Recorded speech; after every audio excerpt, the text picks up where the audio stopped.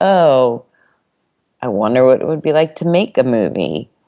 And then you do, and you realize you never want to do it again. No, just kidding. Then you do.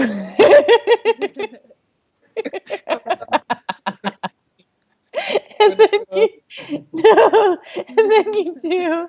I wanted to talk a bit about being a female in the film industry and your experience with that. It's funny because I feel like whenever this question is kind of brought up, my first thought is like, well, I don't know what it would be like to be a male filmmaker, so I don't necessarily know kind of like what any experience outside of what I've experienced would be. There's just not as built in of a vocabulary about how to talk about you in a room or what you bring to the table.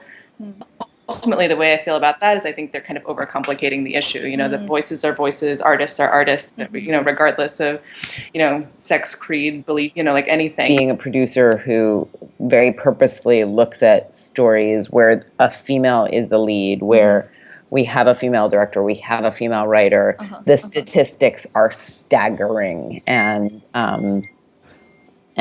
deeply upsetting. And to me, the only choice in the face of that is be the change you want to see, and don't complain about it and don't bitch about it and don't even talk about it. Just change it. Like I'm not one for bitching and talking. Just change shit up, Nice. Exactly. Just do. Just do. Just be. Yeah.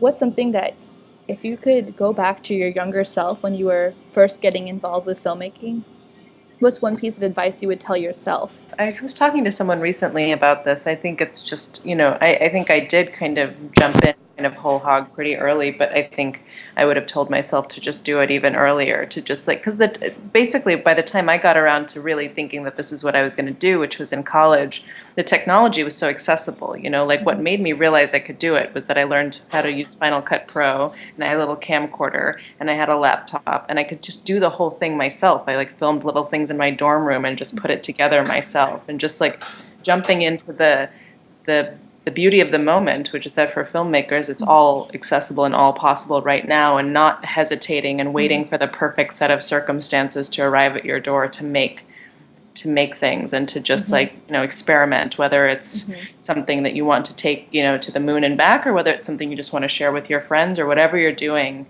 you can only get better by doing. So to just jump in and start doing and getting and practicing and seeing where it takes you. Similarly, I would go for the just do it. Don't, and I would say the other piece of the puzzle is I remember when I was a little bit younger, actually in my teens, really in my teens, not just saying that, but there were connections that people offered me, and I was like, no, I'm not important enough, or I'm not big enough, or I'm just this high school student, what do I know? And take people up on their offer to connect you and stay in contact with people. Kira, you're a fantastic example of that. You were in high school when we met, and I said, hey, if you need help, I'm here. And you were like, okay. And you ended up living in my house.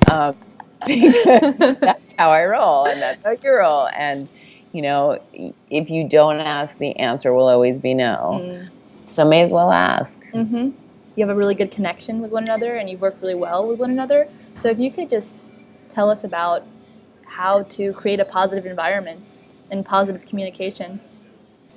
I think if you want to be a great collaborator, take an improv class and learn the real rules of improv, which, interestingly enough, is the rules of comedy and the rules of safety, which is yes and. You never shoot people down. You never go no, that's a bad idea. You say, oh, yeah, and so that everybody always feels valued in the room, whatever room that is, be that when you're with your, now we're in the edit, or when you're with your costume designer, or when you're with your first AD, or when you're with your PAs. You always want everyone to feel valued. That's really important, because particularly in lower budget filmmaking, people are not making a ton of money. So we're doing it for the love. Making sure people feel listened to and valued and heard, and